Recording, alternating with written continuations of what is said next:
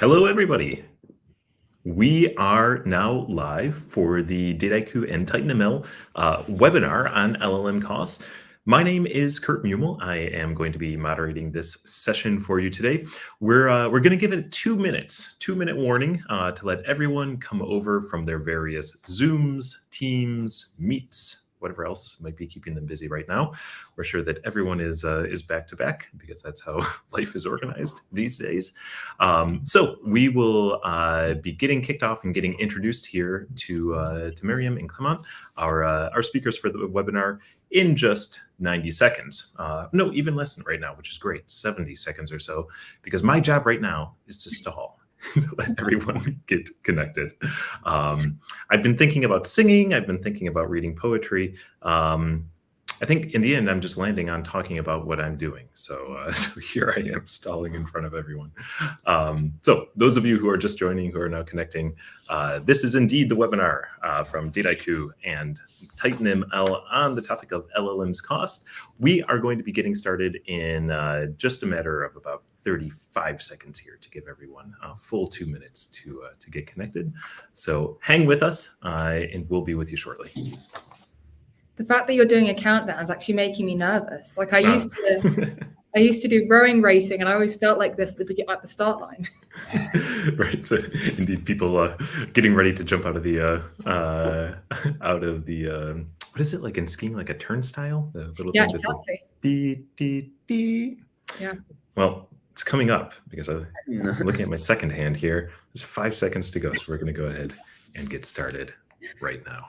So welcome, everyone. Now we're actually starting the webinar. Once again, my name is Kurt Mumel. I'm a strategic advisor here at Dataiku, and very, very happy to have with us today two incredible people, two co-founders of their respective companies, to talk about the topic of LLM cost and cost considerations for using LLMs in the enterprise. So first and foremost, we have Meryem Arik, who is co-founder and CEO at TitanML. Meryem, would you like to say just a couple of words of intro? Hi, yeah, I'm Meryem. So I'm from TitanML, and what we do at TitanML is we help enterprises adopt Gen AI securely within their own private environment. So instead of having to send your data off to third parties, and we provide all of the software infrastructure to make that very, very easy and also cheap. Which is an important consideration, especially for today's webinar topic. So thank you, Meryem. Also joined, of course, by Clément Stenac, who is co-founder and CTO here at Dataiku. Clément, would you like to say a few words of introduction for yourself? Hi, sure. Welcome everyone first. So at Dataiku, we build Dataiku DSS, an integrated software platform for building, designing, running in a collaborative way data projects end-to-end. And of course, that includes generative AI and LLM, and we have released last year the LLM Mesh, our integrated platform for easily designing LLM-based applications. Cool. Well, welcome, Clément, and welcome, Meryem, to both of you. So let's dig into the main topic, and let's start by perhaps setting the landscape a little bit and just level setting with everyone. What makes LLMs so expensive? And Meryem, I'd like to start with you. Can you help us understand, what is going on with these large language models that makes them so expensive to use? Sure. Well, I think you answered the question in like the phrase large language models. So unlike previous generations of kind of AI and machine learning, these language models are incredibly computationally complex. So if we think of like all machine learning systems, underneath the hood, they're just maths. It's just like various, matrix multiplication or whatever is going on under the hood. And over time, so like since the dawn of data science, we've been getting much better at doing these, at making this maths do useful things in the world. And in turn, as they're getting better, they're also getting much, much bigger because we're able to encode much more complex information within these systems. So I remember when we first started the company about 3 or 4 years ago, we considered a BERT size model, which is like 100 million parameters, a really large model. And now we don't, we consider 7 billion parameters fairly small. So as these models are getting better and better and better, they're doing more and more complex math under the hood, which makes them essentially more computationally complex, which means they need bigger hardware to run on, which bigger hardware means more cost, more energy, all of that. So essentially, you're paying for the capabilities of the models. That's why they're so expensive. Okay. And so basically, if I read that back to you, we're just doing a lot of relatively simple math. I mean, it's, each calculation is relatively simple, but there's just a lot of it. You were talking about 100 million to 7 billion. But then, of course, we know it goes beyond that as well to, into hundreds of billions of parameters in some models. Is that right? Yeah, exactly. Like each individual tiny computation is fairly simple. I mean, I could probably do it by hand if I had an infinitely long lifespan. But when you're doing on the order of billions of calculations, at every single pass, that becomes incredibly complex. And that's what you're in effect paying for. Okay. And so, Clément, if I understand correctly, a lot of these models, they're running on top of GPUs. Can you talk to us a little bit about the hardware dimension? Why are they using GPUs? What are some of the cost considerations that are associated with that hardware layer? So indeed, these small computation, they have one characteristic, which is that they are incredibly easy to parallelize. So sometimes it's called embarrassingly parallel kind of computation, meaning that you can actually easily divide the work into hundreds or thousands of small tasks. And GPU have been designed from the ground up for this kind of extremely distributed, extremely highly multi-thread kind of computation, using what you may here refer to as tensor cores or CUDA cores, etc. And a modern GPU has 1,000 to 5,000 of these individual tiny processors. And so, yes, it's extremely fast, like it's several orders of magnitude faster than a regular CPU. But they also need a lot of transistors. There are not many companies who have the skills nowadays to build them, both to design them and to actually manufacture them. And also they consume a ton of electricity. They spew out a lot of heat, so you have to cool them down. So yes, at the end of the day, there is both the cost of the hardware to build it. Of course, there is huge demand ever since ChatGPT was released to the world. Also in the past years, there was a lot of demand due to cryptocurrency that has subsided quite a bit, but has been replaced by demand from generative AI. So high demand drives high costs, and high electricity costs drives high costs too. And yeah, what we see is that most of our customers are running on rented GPUs, notably from the three main cloud service providers, and they fetch quite a premium. So we have these very, very large models that require a lot of very, relatively simple calculations, but many, many of them. Thankfully, you can do them in parallel, and we have the processors for that. Of course, the fact that those two things exist share a common source, right? We train these models on these same GPUs that we use for the inference, so the model wouldn't exist if we didn't have the GPUs already. Those GPUs are now scarce, and a lot of people want to run them because there's all these great capabilities. So that now brings us to the question of, well, if an organization wants to run these LLMs in order to take advantage of those capabilities within their organization, how should they be thinking about the costs, and what practically can they be doing to minimize the costs, maximize the value that they're getting out of these new techniques? Meryem, would you like to start and perhaps share your thoughts on the topic? Sure. So I think the first thing that I would say is I wouldn't let the cost scare you, especially in the early days. If you're just starting out with Gen AI, you don't need to go and buy dozens of A100s to get a project off the ground. You can do it to start with much cheaper. But I think there's a lot of things from a technical point of view that you can do to very significantly reduce the cost. So the first one is, where possible, using smaller models. So if you're able to, get the same performance for a very specified task or use case from a smaller model, then you should definitely do that. And for most enterprise use cases, you're not trying to solve Gen AI or you're not trying to solve AGI. You're not trying to create this thing that can do everything. Typically, you're trying to get it to do a very specific use case. And when you have a specific use case in mind, you can benefit from the fact you're normally able to get smaller models to do that. So try and start with smaller models where you can. You can also use techniques like quantization and inference optimization. Like we do a lot of that at our company as well, to make the models much smaller so you can deploy them on cheaper hardware. Like we see in terms of GPU pricing, the price jumps are pretty large. So if you can go from a A100 GPU to an A10 GPU, that's a really significant cost saving. And it's not that difficult technically to do that. And there's also techniques that you can do like RAG, or retrieval augmented generation, which is when you give your model the ability to essentially search in your knowledge base. And what happens when you do that is you don't need to encode all of that information within the model.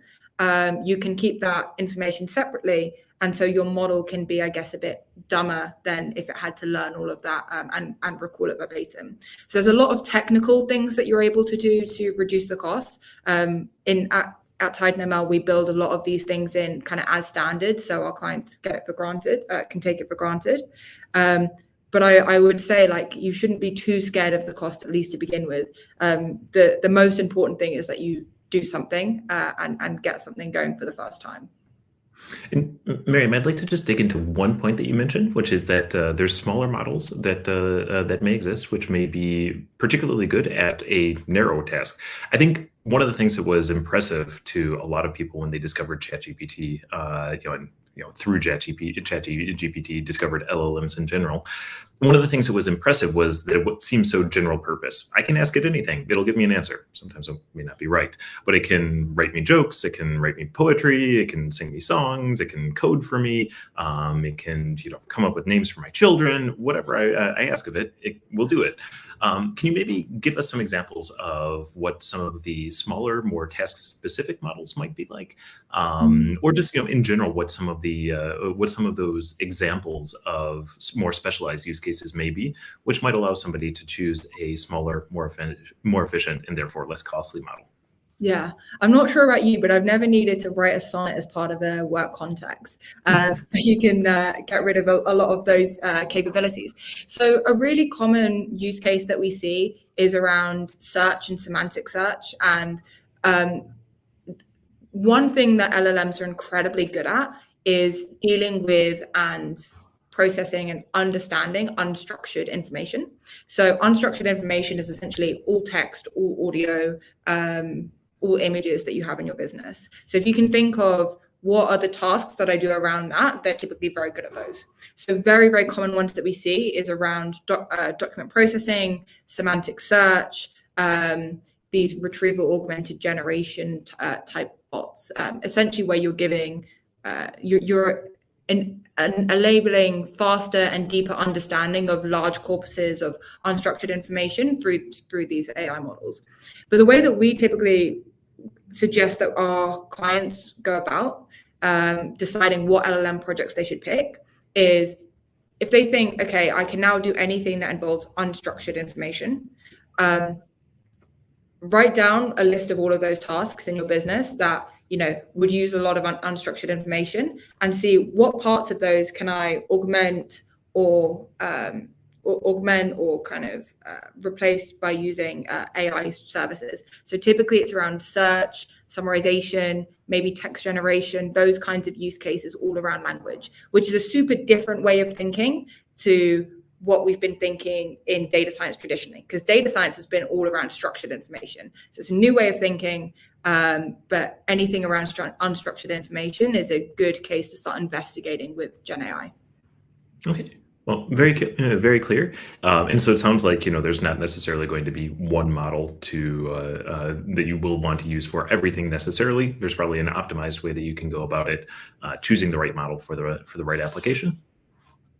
Yeah, exactly. So, for some use cases, you might need something approaching AGI and you need to use a really, really big, powerful model.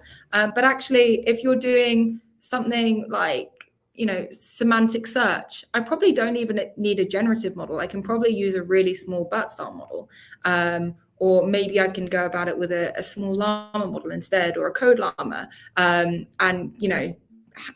thinking about what is the actual task I want to do, and then finding the right tools for the job rather than going at everything with a sledgehammer tends to be quite a nice approach. Very good. Just a brief housekeeping note to anyone in the audience who would like to ask a question. You have the Q&A functionality in the platform. It's actually the question mark in a circle, which looks like it's a help menu. In fact, it's where you're supposed to ask your questions. So go ahead and ask those there. We will collect those and ask them to Clément and Meryem at the end of the conversation. So don't hesitate to drop those in now.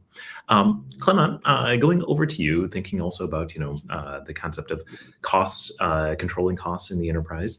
One of the things that Meryem mentioned was that not all cost is bad. It's actually important to get started and start spinning. And I was wondering if we could have your take on that topic. Yeah, I think, of course, there has clearly been a very, very strong hype for generative AI, again, following the release of ChatGPT, which has had everybody extremely excited about possibilities. And what we are seeing now is mature enterprise coming to the time of actually experimenting things that will get real value. And again, it is not writing sonnets. What we believe is that you should have a very iterative approach, meaning the whole world at the end of the day is still very much discovering how we can generate true value in the enterprise for large language models.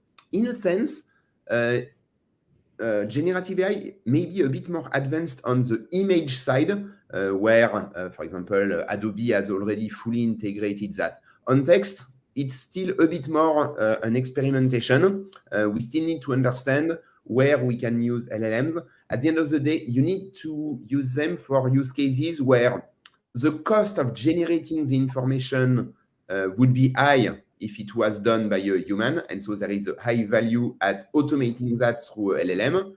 But the cost of verifying it or the impact of a mistake should be low. Of course, you don't want to use a LLM to make anything like medical diagnosis. Definitely not. But if you have a large base of user comments and you want to find the biggest common topics, legacy NLP type of analysis would be slow, brittle, etc. And this is clearly an area where LLMs shine. But at the end of the day, each company still needs to find out in its process, both in its core processes and I would say in its more mundane processes, what can be improved, and completely aligned with Meryem on that. What we've seen a couple of customers doing is indeed start by building a cathedral. And so we've heard customers say, I have just purchased 28 GPU clusters that we are going to set up, etc. And here, this is the place where you put the cost so much before the value. And again, I fully agree. You need to spend some money to find out your use case. It's investment. But there are ways to do that without going so much in the building a huge platform first and then thinking about the use case. And there are smaller models. There are also, of course, the opportunities of not self-hosting your LLMs. And we believe that it has to be a balance, again, within the company. There are different kind of sensitivity of data that you are going to process. Of course, if you are a company processing personal health information, you will probably be very prudent before sending it to a third-party AI provider. But they also are HIPAA compliant. They have a lot of certifications and things like that. But you also have a lot of not so critical data. And where we believe there is real value is indeed balancing between the easiness of setting up with just connecting to an AI provider and the absolute need of control where you will use your self-hosted LLMs, either directly or through something like TitanML. So this is really that. Cost is not bad per se, it's investment. Start by doing things that can iterate quickly. I would say that's the most important because let's be realistic. Out of the use case dreams that we see coming from our customers, a lot of them are not really possible. A lot of them are, I would say, overestimating the capabilities of LLMs. or are underestimating the cost and risk of mistakes. Mistakes happen, and so it has to be something very controlled here.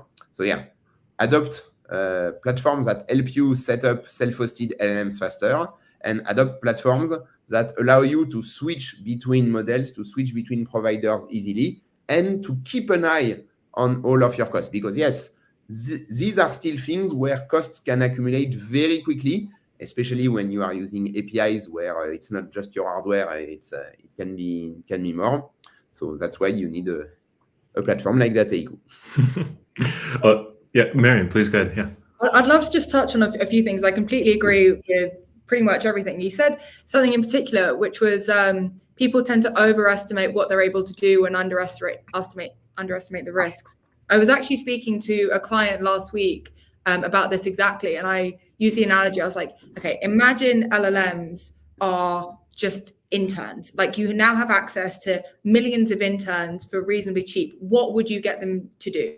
And that needs to be something where they can make mistakes and they're not perfect and they don't understand everything, but they're smart enough to try and figure it out, and they need some oversight. So I think that's quite a good framework of, if your business got given access to 1 million interns, what would you do with them? And that's kind of what we can think of with the current generation of LLMs. That's a good analogy. Yeah, to be honest, I don't know what I would do if I had 1 million interns. I think I probably 10 is maybe a good number. Otherwise you'd overrun. But I'll also touch on a few other things. You talked about like the technical setup aspect it can be really high with a lot of these LLM projects. And I think when we think about cost, it's important to not just think about compute cost or cost of GPUs, but it's also the cost of your people. So like how much engineering resourcing is needing to be put in for the value you're getting, and also like legal cost and compliance cost and all of these things wrapped around. So it is really important wherever possible to take those infrastructural shortcuts with providers that have already done that. Otherwise you'll have to rebuild it all yourself, and you could probably be better spend that time actually building these applications and seeing what's possible. So fully aligned. And Meryem, while you're on that topic, I'm actually going to pull out one of the questions from the Q&A, since it's on this subject.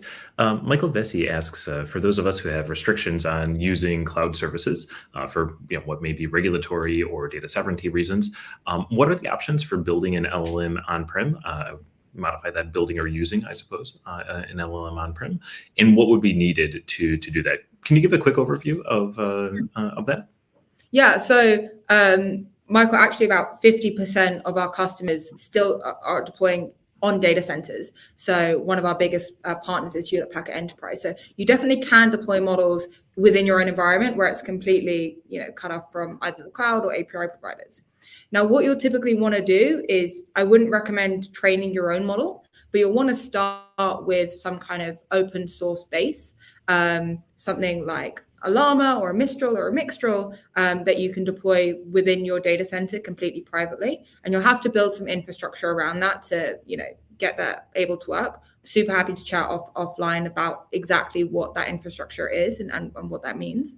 But what that means with the open source models is you can deploy it completely privately within your own infrastructure. If you do have physical data centers, you might need to investigate actually purchasing some GPUs as well. Things like Llama 7 billion, you can run on CPU, but you probably do want to run it on GPU, even if it's not one of the super high-end GPUs. So you'll need a combination of open source models, some software infrastructure, and then GPU access. But actually, we've had clients who have on-prem data centers who can get to proof of concept, from scratch within proof of concept for a RAG application from scratch within about a week. So it's definitely something that is very doable. And if you are privacy conscious, it's definitely the right option. Okay, yeah, and you actually anticipated Michael's second question, which was about an estimated timeline. So he heard it right there for a couple of weeks. Fantastic. I want to take us now, though, to the topic of Dataiku's LLM Cost Guard, which was announced last week. Clément, can you just walk us through what is Cost Guard, and perhaps how that fits into the broader LLM mesh architecture that Dataiku offers? Sure. So our LLM mesh architecture is really this idea of providing a single unified interface for all of these models, whereas they are running locally, so self-hosted, or using API providers, and integrating a lot of value-added capabilities. So routing, security, auditing of everything that is sent, that is received, what we call guardrails, things that provide PII detection, toxicity detection to filter bad answers, detecting sensitive words that must not get out of the company, etc. And generally speaking, being able to say this kind of use case can go to third-party providers.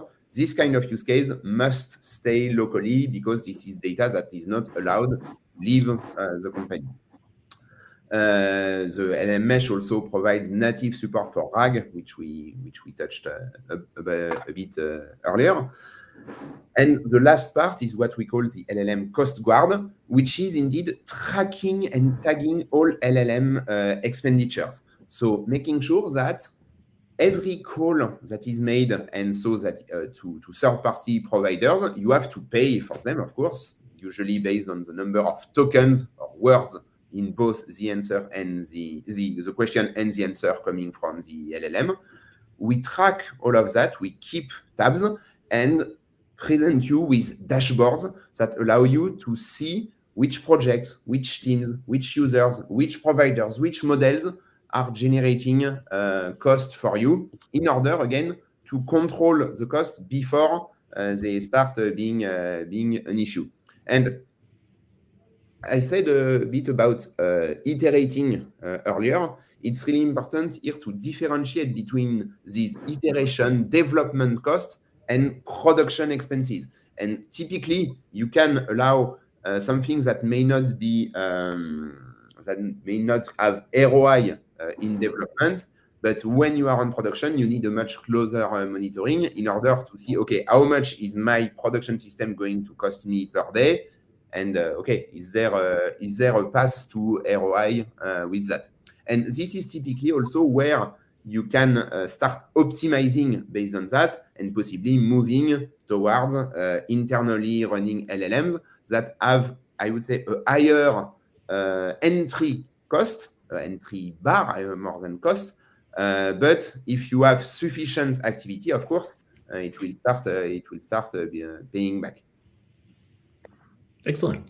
And so LLM Cost Guard is now part of that overall LLM mesh architecture that Dataiku offers.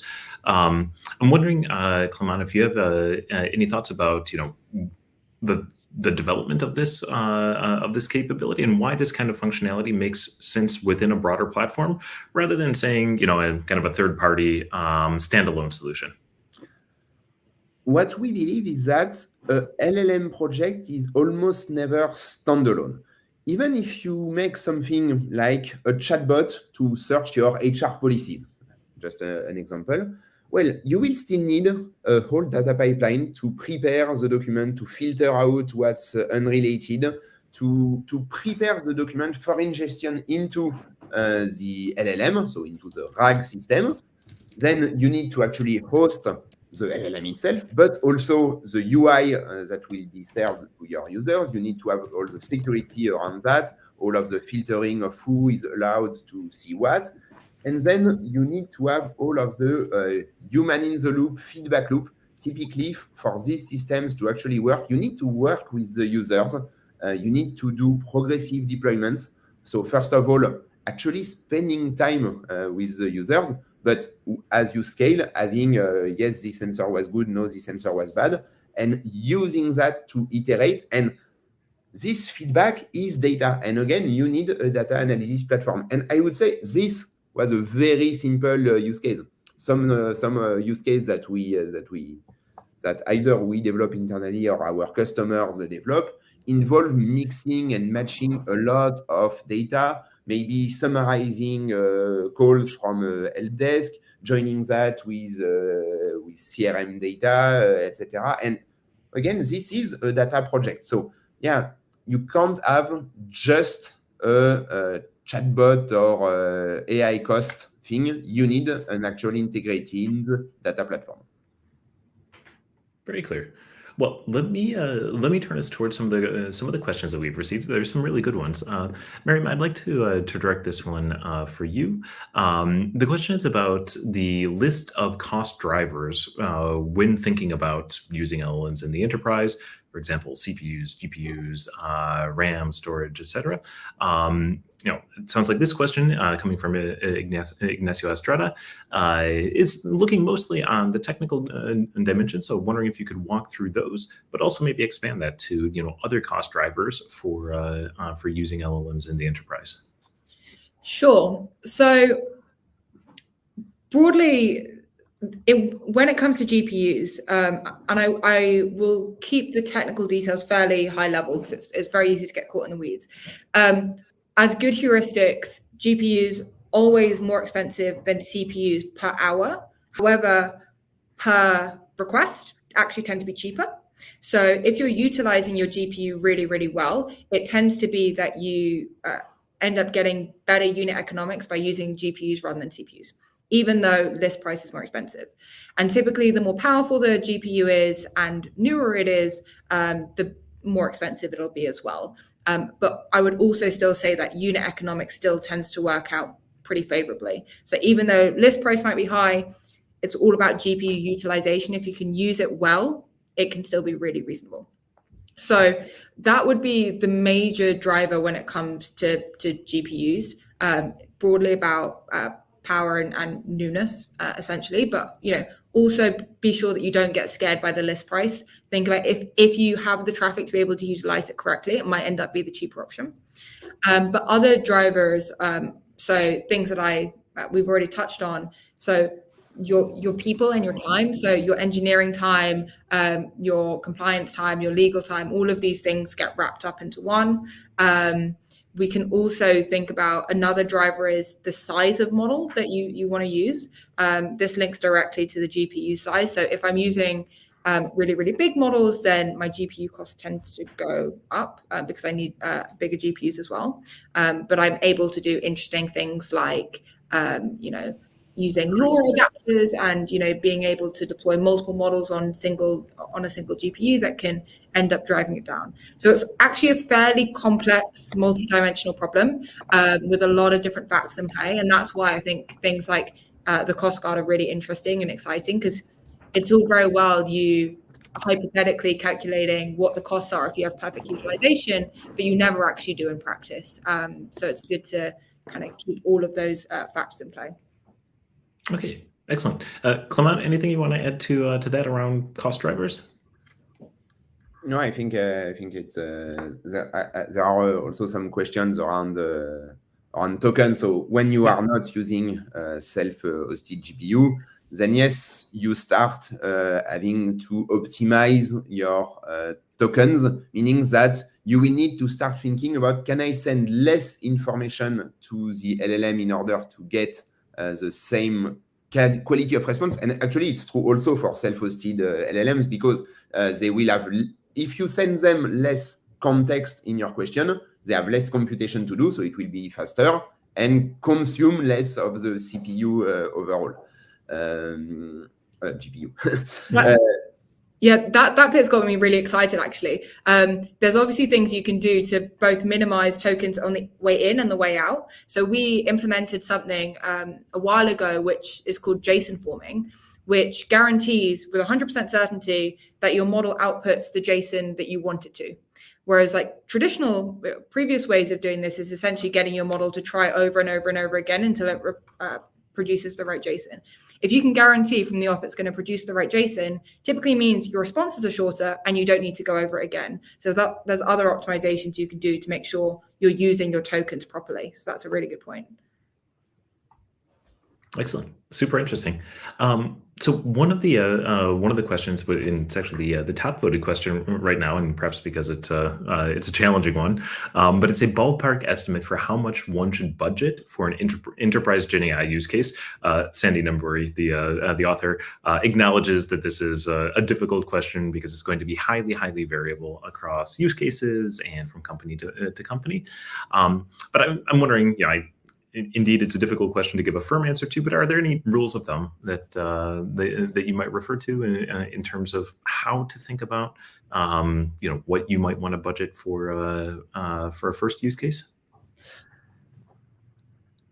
I would say we would probably want to start by excluding engineering costs and focus only on actual direct dollar spending. The first question that I would ask is, can if you want to start again with minimal cost, can you use an API provider? So can you use OpenAI, Azure OpenAI, AWS Bedrock, Google Gemini, Cohere, Anthropic, Databricks foundational models? All of these provide zero starting cost. But truly, you can actually start playing for a couple dollars, literally. And then start playing and see if there is something that you can do. If, however, for compliance or internal strategy reason, you cannot use any of these, well, for this part of the question, I'll let Meryem answer. It's a hard question. So I think it's hard to exclude engineering costs because engineering costs are like by far the biggest driver. But you can get open source models in production, for a couple $1,000s a year. Like it's if you're careful, it doesn't have to be that expensive, especially if you're early on. I think the question that I would ask is, can you quantify the benefit you think you're going to get from this application? And as long as your investment is proportional to the benefit that you think you can get, the answer is that it doesn't really matter. As long as that kind of cost benefit analysis weighs up, you're going to have to take some risks and you're going to have to make some investments in order to be able to maintain competitive advantage in the Gen AI age. So I think the answer is, rather than saying, how can we do this as cheap as possible from the very, very beginning, the question is, can we quantify the benefit we're actually going to get from this? And if it's going to be significant, then, we can then figure out ways to optimize costs then later on. And maybe just to ask the question in a different way, from a budgeting exercise question, have you heard anything from companies of different sizes about ballpark how much they're budgeting for, let's call it, a modest initial investment in exploring generative AI, maybe a first production use case or two, just orders of magnitude for different size companies? So as Clément said, you can do in terms of the actual AI bits for next to nothing, especially with API-based models. If you actually want to get to an end application, and as we've been discussing, the application is more than just the AI. You have to build everything around it. So there's two solutions. The first is, if you can find something that you can get off the shelf that perfectly solves your problem, that's probably going to be the cheapest way. The majority of enterprise applications, you can't get something off the shelf and you need to actually build something. I mean, we've done, you can do things for reasonably low 5 figures into like getting to early production stages. So you can do things, and that's including engineering costs. So you can do something for a reasonable price. But unfortunately, it does take investment. Of course, like anything. Okay, we have 2 questions actually, which are more Dataiku specific. So Clément, these are not necessarily specifically related to cost, but it's good to clear it up. Question 1 is, has Dataiku developed its own LLM model? And question 2 is, where are the models running for Dataiku customers? So I'll let you answer those 2 just to clear that up for everyone. No, Dataiku has not developed its own LLM model. And I would say that's really in line with what Dataiku has always been about. We do not believe that we are here to create yet another LLM models. There are actually so many of them already. We are here to make all of that fancy, shiny, bleeding edge technology truly usable in the enterprise space by everybody collaboratively, securely, in a governed fashion. That's really our value. So now that the Dataiku LLM mesh is all about giving you access to all foundational models that exist wherever they are hosted. And so where is Dataiku running the model for their customers? Well, it depends on what the model is. A significant portion of our customers are actually using API models. So again, the list of third-party providers that I mentioned, and here the computation actually runs at the location selected by these API providers. And just to be clear, as a Dataiku customer, you contract with these API providers. You do not contract with us for the actual LLM part. Now, when talking about self-hosted LLM, well, the idea is that it's self-hosted, meaning you are in control of it. You are in control of the technology that you will use, either, I would say, the raw open source models or using TitanML. But at the end of the day, you will run it in your own infrastructure that you keep entire control on. So notably, if you have data residency kind of constraints, you can, of course, control that. Okay, thank you very much, Clément, for clearing that up. So not a question, and this is my own question, so a moderator question. Geez, Meryem, Clément, it seems like there's a lot of compatibility between Titan and Dataiku. Do you guys work together in any way? Oh, well, it's so funny you ask, Kurt. Yeah. So we were really excited firstly, we love Dataiku, and actually our missions are super in line. That what we want to do is help, engineers be, as productive as possible by giving them the tools that they can really go off and succeed and build amazing applications for their businesses. So yes, we are announcing an integration or a plugin, so you can use TitanML self-hosted infrastructure through Dataiku. And a bunch of our clients are very, very excited. Now they get to use things like the LLM Guard and other amazing features like that. So in the same way that now you can call all of your wonderful APIs through Dataiku, with the same ease, you can call a self-hosted model. So you no longer have to go through all of the extra infrastructural and developer burden of self-hosting. You can self-host using TitanML infrastructure and get the same kind of experience of using an API, but completely privately and completely locally. And while using, Dataiku's wonderful suite of tools for everything else. So yes, and that's the plugins pretty much, I think, live, and then we're doing the announcement in a couple of weeks, but here's the pre-announcement for all of the big fans. Excellent. What great news, and what a surprise. Yeah. No, that's great. We're going to be looking out for that, obviously. So, of course, to all of the audience, stay tuned for more details about that integration. Clément, do you want to put a specific date on when that will be released? I know that's your favorite roadmap question. A couple of weeks, right? When it's ready. When it's ready, exactly. So, I think we have time for one last audience question. And so for this, I'm going to ask the question from Troy Snowden, who asks about the suitability for using LLMs in the banking industry. Troy mentions a lot of capabilities to empower business units to have on-demand access to insights and analysis, with a lot of time savings being driven by it. But how should somebody in the banking industry go about their thinking on that topic? And I don't know if Meryem or Clément, if one of you wants to take a stab at that in the minute and a half that we have left. I'm happy to. So around 80% of data in enterprises, and this is true even in financial institutions, is unstructured. So a huge amount of the data that is going through banks is research reports, emails, phone calls, all of these things. All of these are tasks that LLMs are incredibly good at. One use case that we've seen a lot with our clients in the financial services sector is helping around research. So I used to be a banker myself, and you have to do a huge amount of research, reading various reports and reading financial statements and all of these things.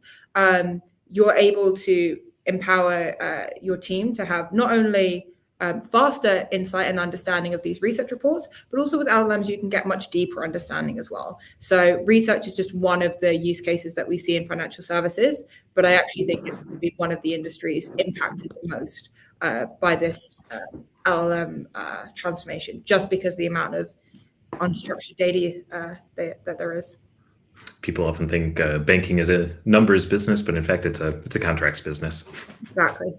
Right. Very good. Well, we're coming right up on time, so thank you both, Meryem and Clément, for sharing all of your thoughts, and of course, thank you to everyone who attended and asked all those great questions. Cool. Thanks a lot, everybody. Thank you. Thank you all. Have a good rest of your day.